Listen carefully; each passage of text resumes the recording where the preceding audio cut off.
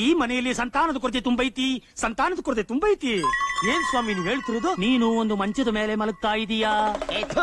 ಎಲ್ರು ಅರ್ಥದ ಮಂಚದ ಮೇಲೆ ಮಲಗ್ತಾರೆ, ಒಂದೇ ಮಂಚದ ಮೇಲೆ ನಾನು ಮಲಗೋದು. ಆ ಮಂಚದಲ್ಲಿ ದೋಷ ಇದೆ. ಮಂಚದಲ್ಲಿ ದೋಷನ? ಹೆಬ್ಬಾಗ್ಲಲ್ಲಿ ನಿಂತು ಕಬ್ಬಾಳಮ್ಮ ನುಡಿತಾವಳೆ. ಏನ್ ನುಡಿತಾವಳೆ?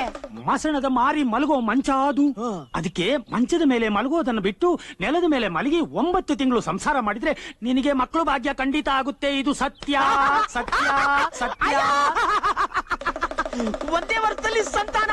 ಎಲ್ಲಿಗರು ಎಲ್ಲಿಗರು ಎಲ್ಲಿಗೆ ಪಾದ? ಅಯ್ಯಯ್ಯೋ, ಒಂದೇ ವರ್ಷದಲ್ಲಿ ಒಂದು ಬೇಬಿ ಕಮ್ಮಿಂಗು. ನನ್ನ ಮಾವನ ಸಮಸ್ತ ಆಸ್ತಿ ನನಗೆ ಶಿಫ್ಟಿಂಗು. ಅಯ್ಯಯ್ಯೋ, ನಿನ್ ಮನೆ ಹಾಳಾಗೋಗ. ಅರ್ಜೆಂಟ್ ಒಂದು ಅಗ್ರಿಮೆಂಟ್ ಮಾಡ್ಕೊಂಬೇಡ. ಅಗ್ರಿಮೆಂಟ್ ಆಮೇಲೆ ಮಾಡ್ಲು. ನಾನೇನೇ ಒಂದು ಹೊಸ ಶರ್ಟ್ ಈಗ ಸದ್ಯಕ್ಕೆ. ಒಂದ್ ನಿಮಿಷ 50 ಪೈಸೆ ಇದೆ, ಕಾಫಿ ತಿಂಡಿ ಮಾಡ್ಕೊಂಡ್ಬಿಡ್ರು. ಕೆಟ್ಟ ಕಾಲ ಬರ್ತೈತಿ. ಯಾಕೆ ಚಿಂತೆ ಮಾಡ್ತೀಯ? ನಾನಿಲ್ವಾ? ಎಲ್ಲ ನೋಡ್ಕೊತೀನಿ.